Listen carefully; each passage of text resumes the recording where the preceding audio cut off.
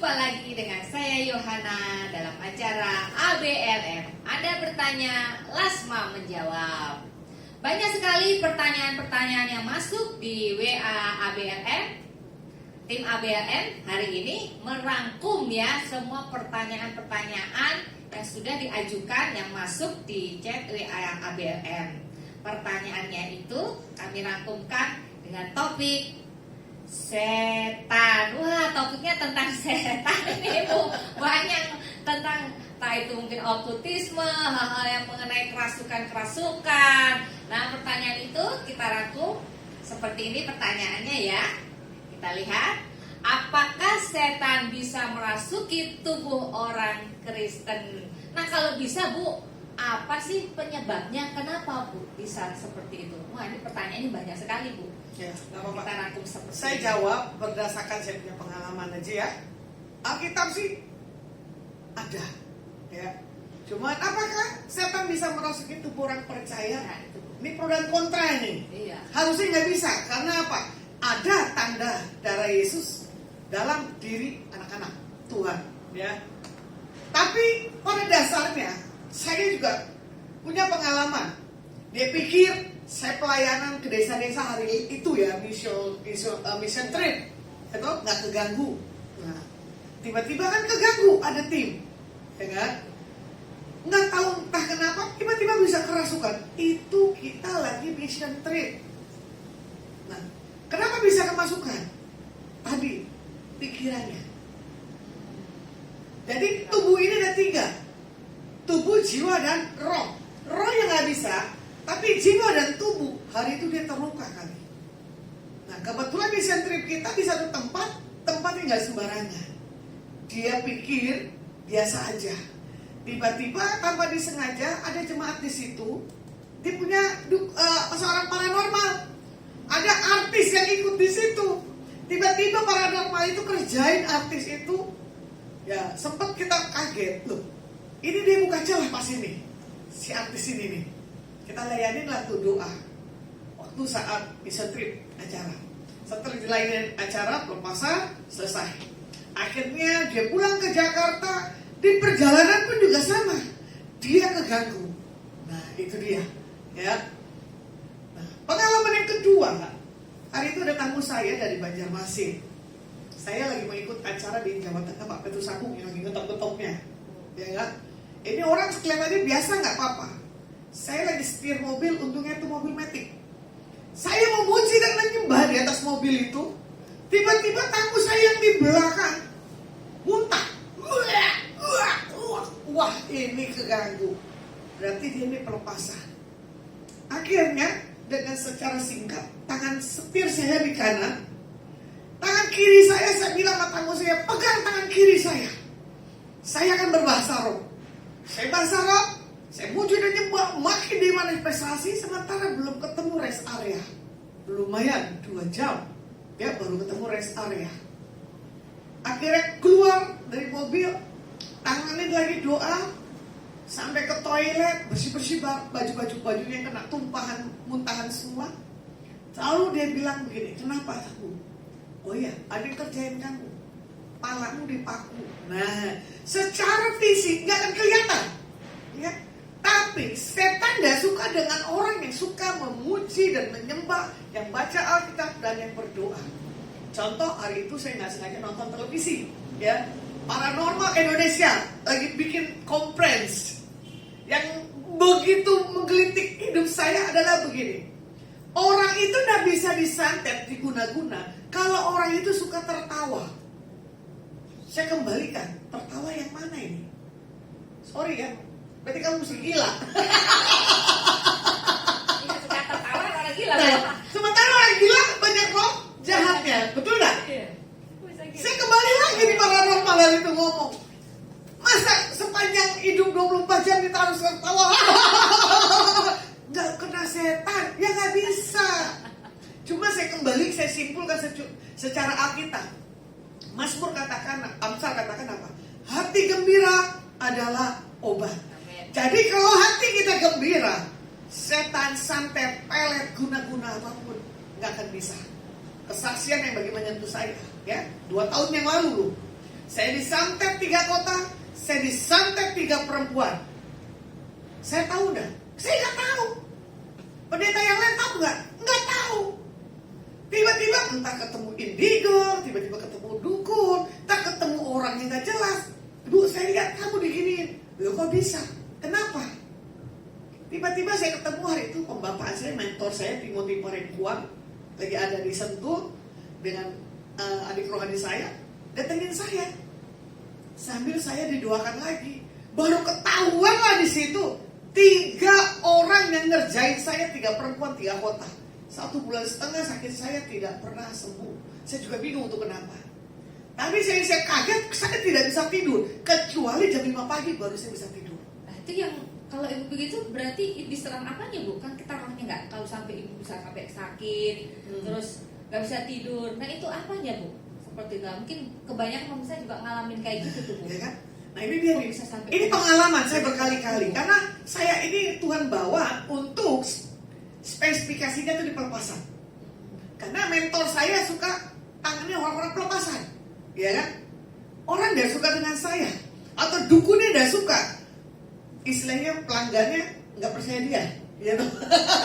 Jadi dia nyerang daripada rusak pasaran saya. Gitu kan? Nah, tanda-tandanya saya gak bisa tidur adalah begini. Fisik saya lebih lemah. Saya mengalami sakit operasi kan. 1 tahun itu 2 kali operasi. Fisik saya memang lemah, tapi roh saya tetap kuat. Tapi saya tahu, ini pasti dia gak beres dalam tubuh saya nih. Tapi tetap saya naikkan doa, pujian, penyembahan, baca Alkitab. Setelah itu, saya membangun jiwa saya. Makanya saya membangun tubuh saya membangun roh saya. Terjadilah kelepasan. Makanya saya memberkati 3 orang yang nyantet saya 3 kotak serempak lu. Di waktu yang tepat. Oh. Bisa saya contohnya, gitu. Justru orang-orang paranormal yang bisa spesifikasi ke saya bilang, kamu disantet dengan perempuan. Nah, kita aja yang kamu aja pasti juga nggak ngerti. Tim saya juga nggak akan ngerti. Karena apa? Itu punya orang kedalaman akan Tuhan. Jadi setelah saya ini kalau masuk satu tempat, kalau ya nggak beres, udah ketahuan kok baunya, udah ketahuan kok melihat sesuatu spirit. Oke, lanjut. Seperti itu, luar biasa ya pemirsa. Berarti kalau hubungan intim dengan Tuhan, menaikkan pujian walaupun kondisi itu kita ada penyerangan yang memang ada orang nggak suka gitu, kita berasa ya bu ya. Berasa. Oh luar biasa. Nah itu bapak ibu ya. Itu ikut Tuhan Yesus ada nilai plusnya lu ya. Oh iya. Oh. Ikut Yesus lu ya. Plusnya ada. Benar ya bu ya. Nah. Berarti kuncinya, Kalau nggak ikut Tuhan Yesus, sorry, iya. langsung hilang. Walaupun orang bilang punya pendapat begini, makanya tidur jangan diranjang, tidur di ubin, supaya apa? Ilmu apapun nggak akan bisa nyerang. Karena apa? Tidak akan bersentuhan dengan apa? Bumi. Wah, itu pro dan kontra. Walaupun orang dibilang nih Kristen, tapi kalau nggak punya pengenalan hubungan sama Tuhan, wah, lewat itu. ya, lewat itu. Lewat. Jadi kuncinya ada di situ ya bu. Ini baru pelet ya. Ini baru pelet. Pelet. Sebelumnya, waktu saya penginjilan, saya mau lari dari panggilan Tuhan. Bayangin, saya masih konsolingin tamu. Tiba-tiba di sebelah saya, mau nyolok ibu ini, dia pakai ilmu telepati. Nah loh, pelet dan telepati, lebih tinggi telepati. Wah ini sepertinya dalam ya. Nanti kita akan bahas berikutnya bu, seru ya. Soalnya di timnya chatnya di WA ada juga tentang seperti ini, nanti episode berikutnya ya Bapak Ibu ya. Seru akan kita lihat. Nah tapi kita lanjutkan bu. Nah tentang masih berhubungan sama yang setan-setan ini seru sekali. Katanya orang Kristen kan tadi kan bisa dia dimasukin, tapi kok ada yang bilang ini kalau orang Jawa bilang girak lindur gitu ya bu, kok tiba-tiba jatuh gitu ya. Ada yang ini ketindihan, istilahnya ketindihan. Bahkan pun bisa berdiri, bisa jalan kah kemana gitu. Itu gimana ibu? Nah, itu memang bisa jadi. Satu, karena terlelap. Jadi ini bukan pengalaman saya loh ya. Kalau tadi pengalaman saya tuh telepati dan disantet. Ini kan pengalaman ponakan, saudara kandung saya, kadang teman-teman saya lagi tidur enak. apa? Ngomong sendiri. Ini sering ngomong sendiri mama saya loh lagi tidur. Gitu. Tapi saya dengar, oh tadi pembahasan dia. Jadi gini loh, mama saya seharian itu gimana? Jadi saya tahu tidurnya bisa ngomong. Ya, jadi mama saya nggak bisa bohong, dia mau bohong kemana? Tapi kalau dia tidur terlelap, pasti dia ngelindur. Sama, tapi beda. Yang tidur lagi terlelap dengan kita punya penwahyuan itu beda. Atau waktu kita tertidur tiba-tiba kita kayak ketindih kuasa kegelapan, itu beda. Itu namanya diserang. Nah, Serang pemirsa. ya tuh. Kalau tidur kayak rasa tertindih, itu kita lagi diserang. Apalagi kita lagi tubuh sehat, rasa-rasa pundak kita ini kan berat, bener gak? Ada yang ngerjain. Wah kalau mau bahas ini nih panjang lebar ini. Seru nih. Mungkin episode tersendiri Ya, kan. ini pengalaman ya. Telepati. Jadi kalau host mau nanya saya punya pengalaman. Panjang ini. Iya. Luar biasa. Iya iya. Nah itu nanti pertanyaan yang tentang apa telepati ya. Tadi ada yang bertanya itu juga tentang juga ini bagaimana. Nah nanti kita akan lanjutkan ya Bu ya. Iya, Episode iya, karena iya. ini panjang dan seru Iya, sekali. iya, iya. Makanya Bapak Ibu ya jangan lupa ikutin terus nih. Yes. Karena program ini Yes. bisa sangat memberkati kita. Amin. Terus yang terakhir ini Bu, tadi Ibu bilang pujian penyembahan mengusir roh jahat itu ya, dan oleh Ya. roh jahat kita dan perlindungan Tuhan itu ya nggak bisa kena ke kita tadi ya, mungkin dialami juga Pak Ibu juga orang-orang yang hidup di dalam Tuhan. Ya. Nah itu juga termasuk nggak Bu bisa mengusir roh jahat yang ada di rumah kan tuh. Roh jahat tuh banyak loh Bu di rumah, bahkan tinggal ngadep, bahkan ada yang lihat bikin takut mesin cuci jadi sendiri, tiba-tiba nanti ada yang ketok-ketok, nah itu, nah, alamin itu banyak orang Kristen seperti itu Bu. Mungkin juga nih yang pemirsa ya Bapak Ibu yang melihat, oh ya saya kok pernah dengar itu ada yang ketok-ketok, saya buka kok nggak ada. Nah itu apakah kita dalam memuji penyembah Tuhan juga itu bisa hari mereka nggak mau lagi di dalam rumah para penghuninya anak-anak Tuhan atau orang-orang yang bilang orang Kristen itu Bu. Nah, ini berbeda ya. Orang yang punya Tuhan Yesus dan anak-anak Tuhan ya. Orang yang punya Tuhan Yesus itu pasti diluputkan. Walaupun ada, dia akan kuat bertahan. Saya pribadi ya, kehidupan saya contoh, mau di rumah, mau di hotel, mau di kamar kos saya selalu ada musik 24 jam yang gak pernah berhenti. Selalu musik itu nyala. Karena apa? Untuk menghadirkan suasana yang benar, atmosfer itu berbeda. Karena ya, kalau kita dalam Tuhan, kita bisa tahu kok rumah itu kayaknya nggak bagus. Di sini ada begini. Itu tadi harus punya kedalaman. Contoh kan kemarin host ngerjain saya kan.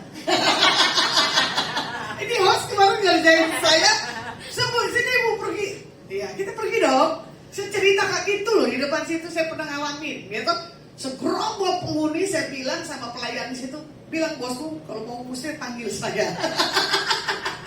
Tiba-tiba bos ngerjain saya. Saya bilang berbeda, di mana anak Tuhan tinggal, yang ada pujian penyembahan di tempatnya dan yang tidak, itu beda sekali.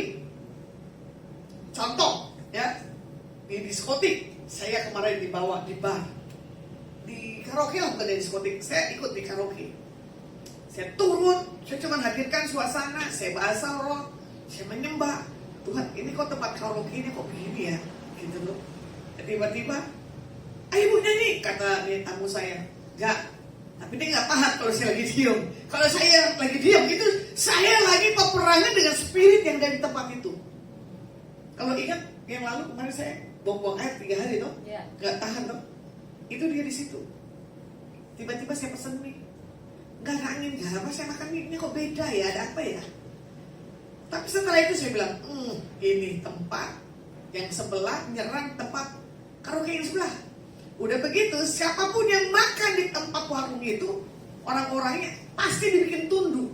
Tapi apapun barang yang masuk ke mulut saya, ke dalam tubuh saya, kalau bukan ada kekudusan, itu akan frontal, jadi merusak tubuh. Waktu kalau ada kayak pesugihan gitu, Ya. restoran banyak itu Ya. berasa ya Bu ya? Berasa. Wah, Berasa. dalam ini lagi juga. Dalam panjang lebar.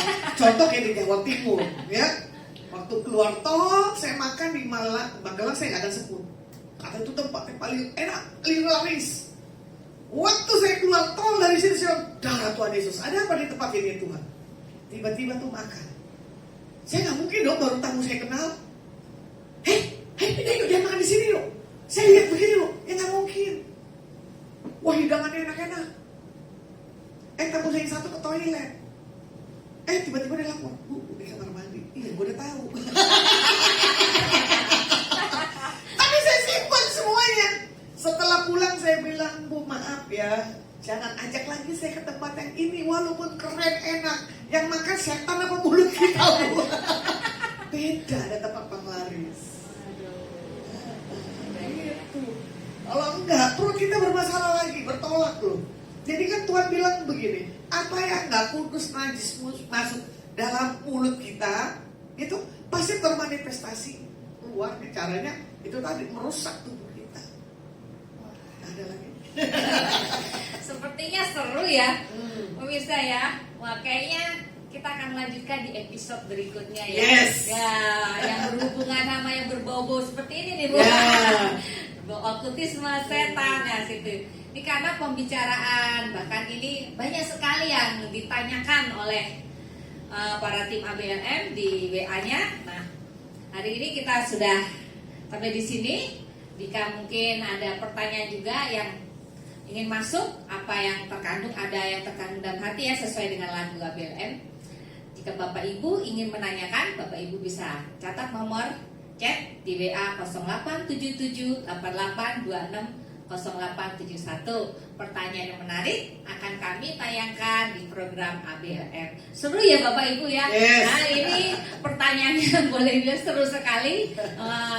Yang banyak sekali yang kita masih perlu kita akan tayangkan di program ABLM berikutnya. Oke, jangan lupa subscribe, juga sharekan ke teman-teman, bisa menjadi berkat buat teman-teman kita semua.